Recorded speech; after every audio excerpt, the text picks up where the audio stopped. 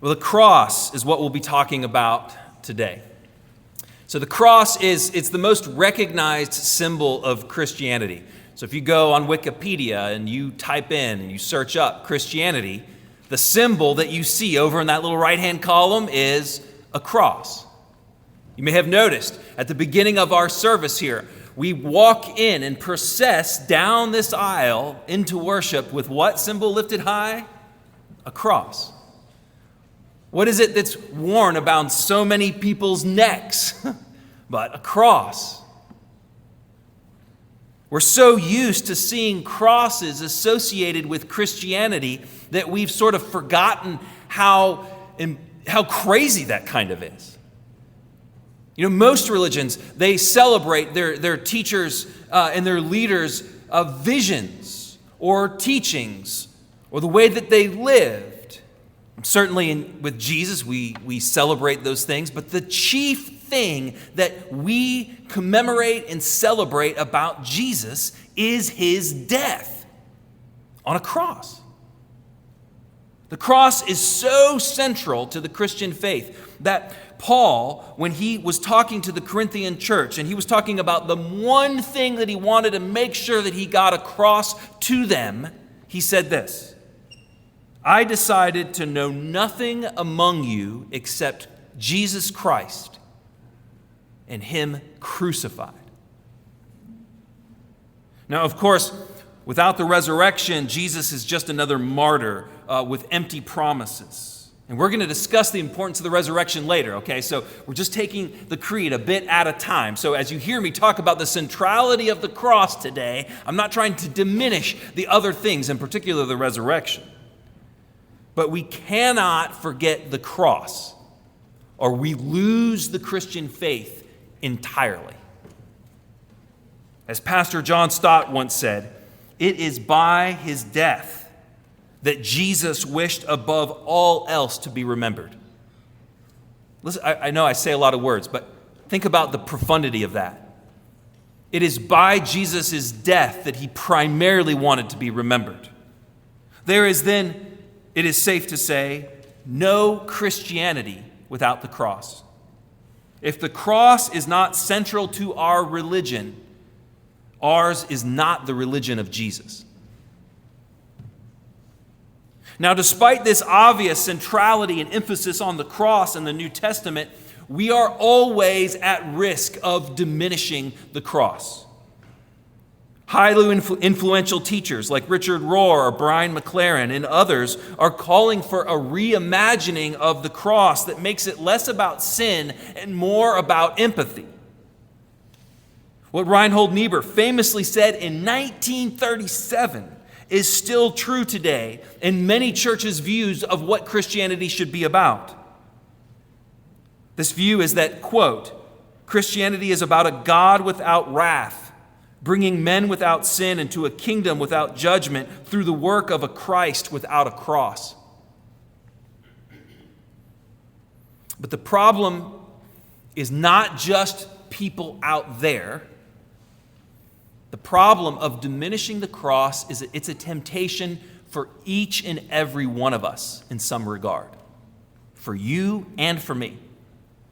There's something in us that wants to dodge the cross of Jesus. Perhaps it's because the cross makes us face our own sin, and there's nothing more uncomfortable than facing the own evils and our own shortcomings. We don't like that. Perhaps it's because through the cross, Jesus offers us an unearned gift. And there's something about our pride that wants us to earn things. We don't want a gift. We want to earn it. Sometimes I think we're more comfortable with dealing with God as a rewarder of our goodness or an affirmer of our worth, more than dealing with him as the gracious giver of mercy to an unworthy sinner. So today we are continuing our sermon series through the Creed, and today we're honing in on the cross of Jesus. So if you want to turn in your service guide, page 8, I keep asking week after week what page it is, and you guys are like, it's page 8, Tom. It's on page 8 every single week, okay? So turn to page 8. You'll see the creed there, and if you want to find the phrase that we're focused on, it's, "For our sake, he was crucified under Pontius Pilate. He suffered death and was buried." So we're going to talk about him being crucified, being under Pontius Pilate, or as the Brits correctly say, Pontius Pilate, suffered death and was buried. All right, Jesus was crucified.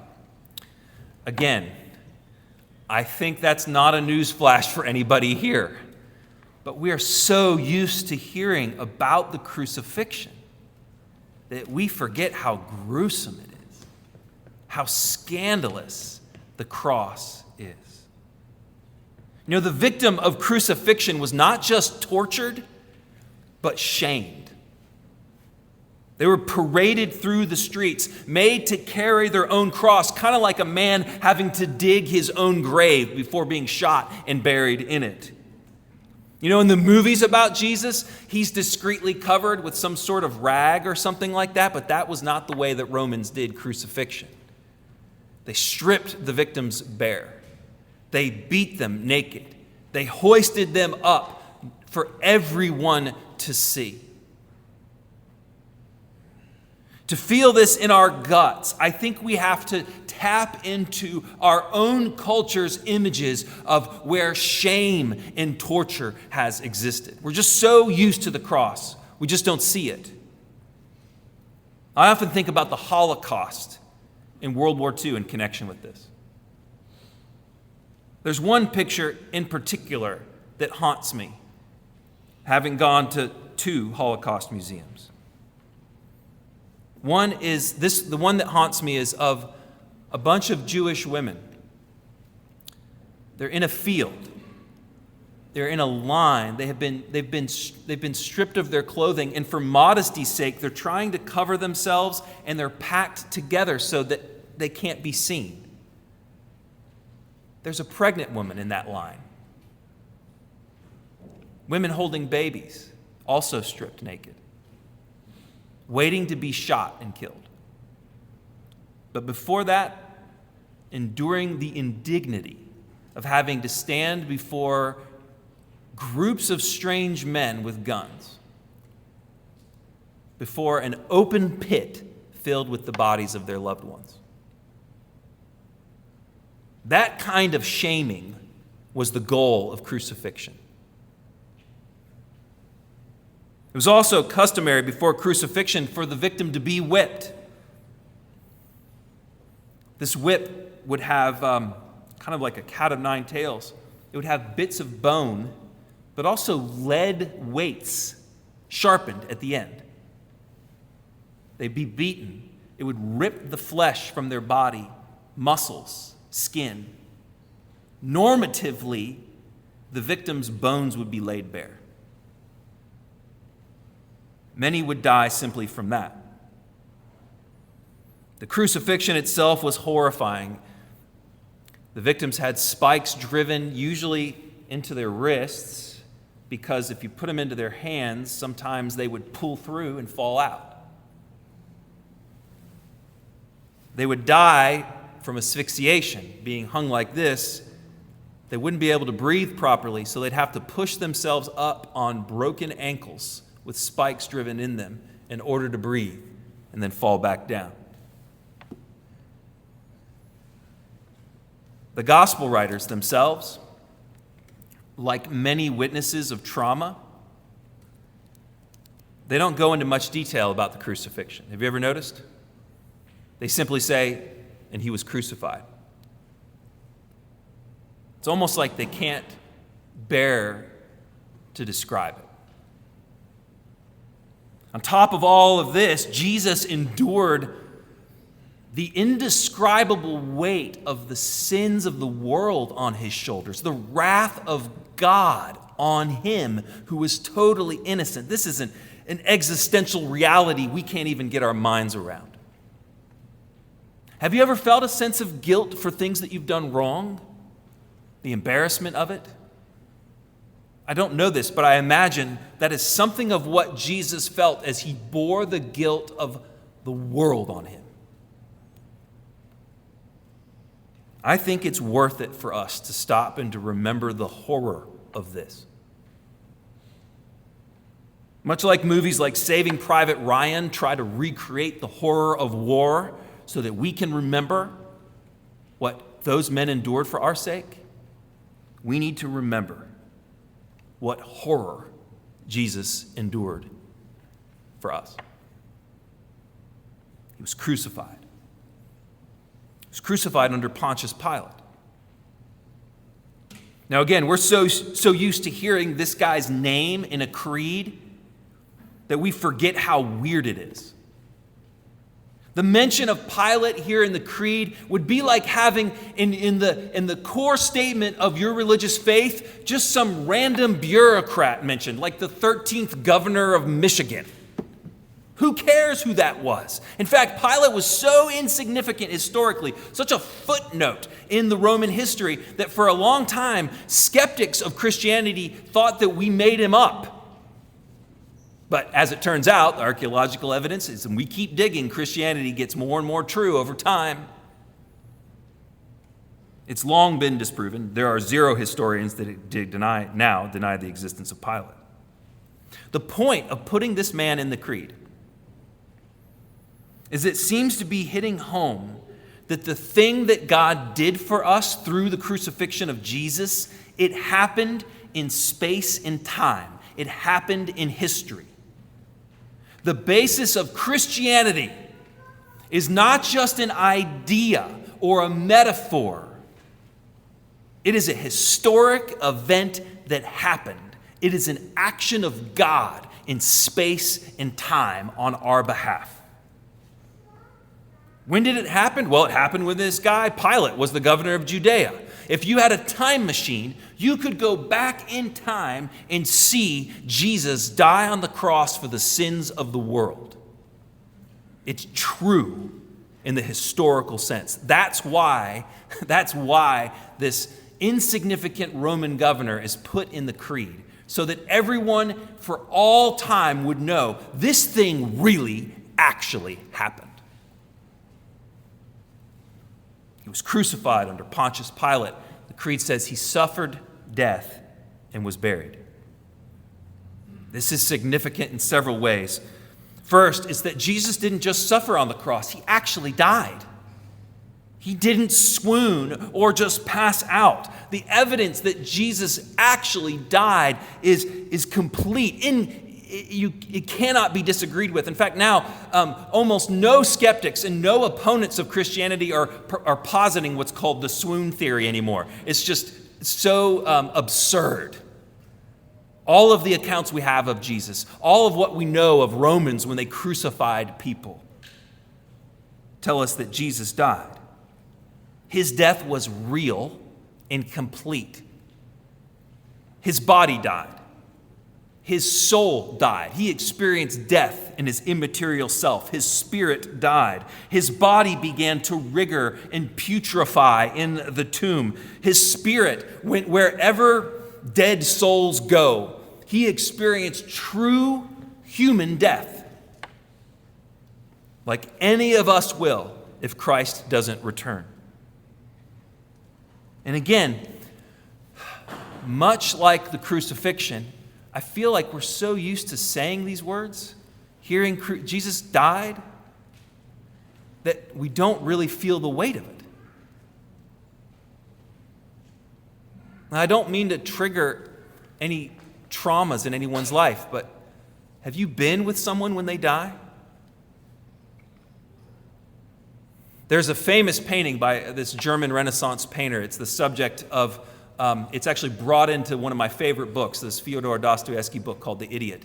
And it's this painting that is so grotesque, showing the dead body of Jesus, that it offends people throughout the book. I think about my dad when he died. We're there in the hospital, where a lot of us die these days. He was done. The nurses come in, they take everything off. My mom and my sister helped take his gown off and kind of sponge down his body and wrap him up. I remember, have you ever seen this? Right after he died, his whole being changed. He touched their hands, he touched his hand, and it was totally different than when he was just holding on a few moments ago. And then he looked like this grotesque thing that was just my father's body. I mean, those were the realities that Joseph of Arimathea and Nicodemus experienced as they took the body of Jesus and they anointed it and prepared it for burial and put it in that tomb. He was really, truly dead. Whenever you find yourself near death, whether it's your own or somebody else's, remember Jesus has been there. That unknown territory of what happens after the heart stops and the brain stops firing, there's no more breath. Whatever happens after that, Jesus knows the road. And he's your friend. He loves you. It's sort of like when you were a kid and you had to go to middle school, and middle school's awful, and you go in from 5th grade and you're going into 6th grade, right? And then but you know a 7th grader or an 8th grader. They've got your back. They can lead you down those hallways and protect you from whatever that was. Oh, a bracelet just broke. Yeah, it's all right. Let's just leave it and not pick them up, boys. Let's just let it go. Yeah. We'll deal with that at offering. It's hard to talk about death in any sort of seriousness now. Yeah. Remember, when you walk through the valley of the shadow of death, Jesus is with you. So all this pain and suffering that Jesus went through it's not in vain. The thing that the creed says at the very beginning, we talked about it last week, is for us, he was crucified. It is not some sort of sentimental thing that we would say. It is a theologically and biblically true thing to say. It's not just for us as a collective, but for you, for me, that Jesus went through these things. What did all this suffering accomplish for you? Oh man, this could be a whole other sermon. I'm just going to read some passages, okay? So pay attention. If you fell asleep, slap yourself. This is the best part of the whole sermon. Isaiah 53:5 says that he was pierced for our transgressions. He was crushed for our iniquities. On him was the chastisement that brought us peace. And by his wounds we are healed. What did his suffering accomplish for us? It brought us peace with God.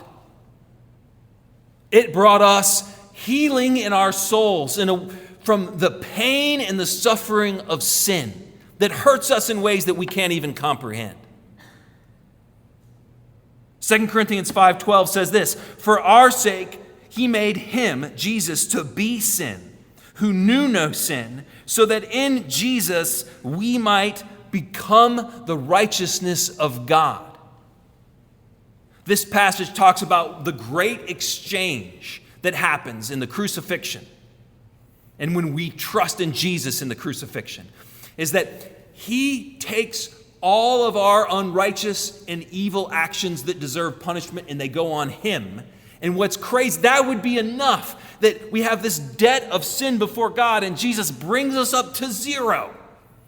But it's more than that. He takes all of our sin and we get his righteous record. So he doesn't just take us to zero, but to infinity. In goodness, in holiness, in rightness. This is so profound. It is not hitting any of us like it should. This is like being hopelessly in debt and then finding out the next day that someone took your debt on themselves and then gave you their immense fortune, that you're now a trillionaire and you used to be hopelessly in debt thinking that you had no way out. It is like committing the most gruesome murder that has ever been committed and knowing that you deserve to go to the execution, to the executioner's chamber, and yet someone else comes in and switches identities with you. And they go to prison and you go to their life. And it just so happens they have this wonderful, beautiful life with friends and family and meaningful work and all of the comforts and joys of life. This is what's happening in that great exchange where we get to have the righteousness of God. Jesus' death on the cross accomplished that for us. There's more. 1 Peter 3:18. For Christ also suffered once for sins, the righteous for the unrighteous, that exchange. And then it's this line, that he might bring us to God. There was a great distance between us and the greatest person in the whole entire universe. Just to be with God is to be complete, to be filled with joy, to have light go deep into our souls. And Jesus, by his death, made a way for us so that we can be with God. Galatians 3:13 says that Christ redeemed us from the curse of the law by becoming a curse for us. We have been bought back, as it were, from the enemy. Again, John Stott, who's got a wonderful book called The Cross of Christ, that if you want to expand on this sermon, you can read. John Stott summarizes this so well when he says this. This is a great sentence. Listen. Jesus took our place, bore our sin, endured our curse, and died our death, in order that we might be forgiven, accepted, and given life. Because of Jesus, you can be forgiven no matter what you have done. That is true. That is not just preacher talk. That is true. It's in the scriptures. Do you carry a weight of things that you cannot think that you can be forgiven of? I'm not talking about bad things like murder and that kind of stuff, although certainly even sins about doubt, sins where you won't believe the best about God. He can forgive you that. Because of Jesus, you can be accepted. Acceptance is one of those basic human needs that we all long for. What if there was a way for you to be received and to have friendship and to be truly drawn in and said, you're here and you're with us, you're one of us, with the kindest person, the most loving person, the most popular person in the whole entire world. Jesus has done that by his cross. We are accepted before God, not because we are so good, but because of what Jesus did on our behalf. You can have acceptance. Because of Jesus, you can have life that is truly life.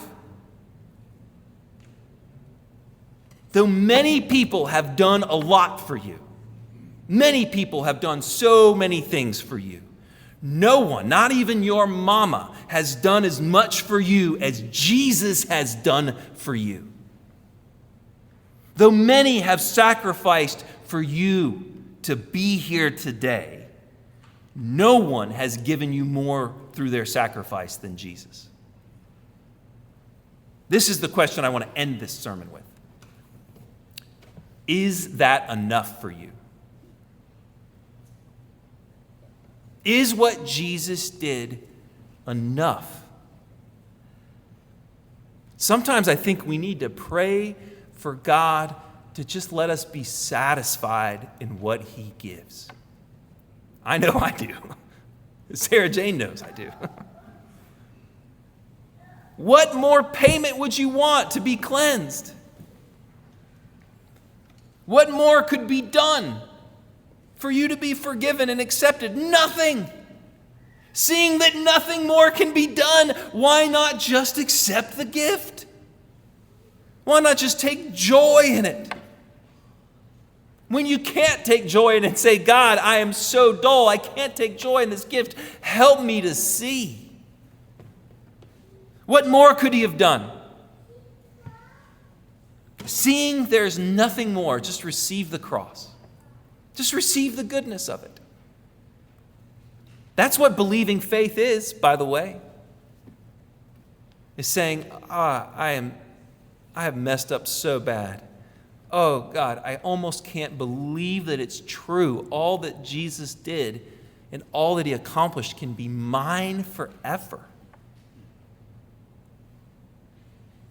May God give us the grace to believe it is finished.